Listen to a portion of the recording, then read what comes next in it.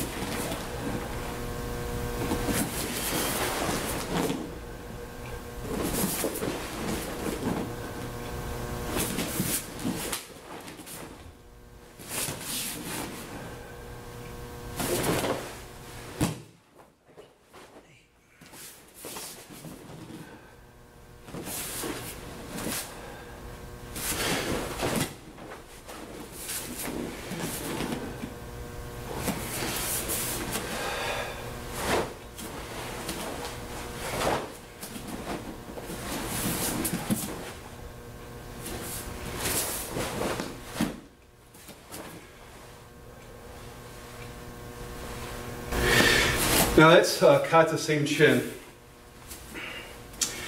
There's a couple things that you can do when you do the form. If you're just starting out learning this form, when we refer to them as peace moves. After I do my last downward block on the corner here, I'm basically going to come back, and if you're fairly new, just bring your hands to the side of the neck. The hand that's blocking down is going to be closest to your neck. Consequently, the other hand will be on the outside. So the hands are here and down. You'll notice that as I performed the kata, I brought my hand here, right? And that's a little bit more of an advanced type of movement. Both are fine for testing. If you're an advanced student, you should be doing it this way, but I want the beginners, and for you instructors that are watching this, certainly bring the hands to the side and down. So instead of one movement, it's two movements. This would be one movement, and this would be two. 1, 2. When you bring the hand down, you want to have it far enough from your thigh that if it was a kick coming, you'd be catching the opponent above the ankle, at a 45-degree angle, and this makes a 90-degree angle. So you don't want to have the hand here or leaning one way or the other. It's just so your hands are here and then down. And of course, it's the same on this side, just the mirror image. When we do these, after we do the series of block, we look. The hands start from the front. I'm looking straight ahead, my hands come up, and I make two side blocks. It's important that the hands are outside your elbows. It's not here, it's not here, it's this way. I look as I make a fist, my hands come down. They started here, but they're going to end up with a closed fist over the thigh. So it goes 1, and then 2. When I cover the hand, I want to make a fist with the opposing hand, and this is flat, so if you're looking from the camera, you really shouldn't see my fist. But it covers this way, or blocks rather, pushes out, and then I bring it back in. When I bring this in, I want my thenar eminence or thumb pad to be right above the obi, and it looks like this. My hands are the same height off the ground. This is a Nikite, and this is just pulling back. We do 3 of those. On the third one, or right after the third one, we take the back fist, we come down, and we slap the palm. When I come back, it's important that you have the little finger right, even with this knuckle, the very first knuckle on your thumb. It acts, your fist or your left hand is acting as a coupler. When it comes to punching, your weakest link is the hinge that we call the wrist. So what happens by virtue of putting this hand over the top, it acts as a coupler so that when I punch, I've got a much stronger fist. When I do that motion here, I follow up with an elbow strike. I want the hand to be straight across. From here, I'm going to take and bring do a reinforced side block. So I want to take my thumb, my left thumb, and place that right underneath the knuckle, the first knuckle of my thumb here. It's an index. And I'm basically taking the palm heel and putting that even with my wrist. I don't have the hands even like this. I have them offset like this. And then of course I step through and I do 2 downward blocks. And we do the same thing over here, just the mirror image. And then we go into the 2 piece moves.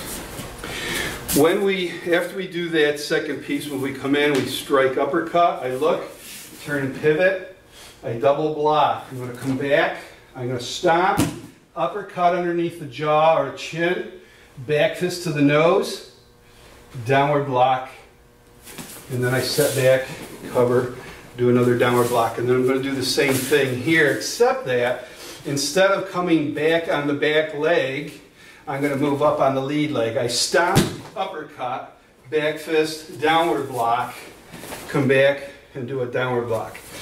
This is kind of a funky move. I remember years ago when I first saw it, I was wondering what the heck was going on. But the deal is someone is grabbing you from behind. And if they come up and put their chest, if they've grabbed me and they've got their chest real close to me, I really can't get there's no distance to gain any momentum to really hit them with my elbow. What happens is we're kicking them basically with our butt. We're moving them back, and that gives us a little bit of room so we can get an elbow strike. When we do the kata, it's done at the same time, but if we do the bunkai, we separate the movement. We hit with our butt, and then we come in and hit with the elbow. So the performance of the kata looks actually, I'll face this way. I come back, hips up, break. And this comes right by the pectoral muscle. So you're 1, 2. This is not a head block. Someone's got their arms around me. All I'm doing is I'm cocking the hip, pushing back with my butt and my elbow at the same time. And then the same thing on this side. Boom. And then from there, punch, kick. This is a guard. I cover his guard, strike him with a back fist. Now, some of the advanced students like to do an uppercut there, and that's fine. Either one works. Generally, we start out teaching you how to do a nose bob, but you could also, especially when doing the bunkai, you could come in and do an uppercut. From here, we draw back, work the elbows in against the choke or grab, and then the eyes are struck with a double Nikite. And that's the whole kata. Thanks for joining us. I hope you enjoyed training on Kata Seiunchin. It's one of my favorite katas. It's got a lot of really neat bunkai, and we'll be getting into that down the road. Thanks for joining us, and have a good time.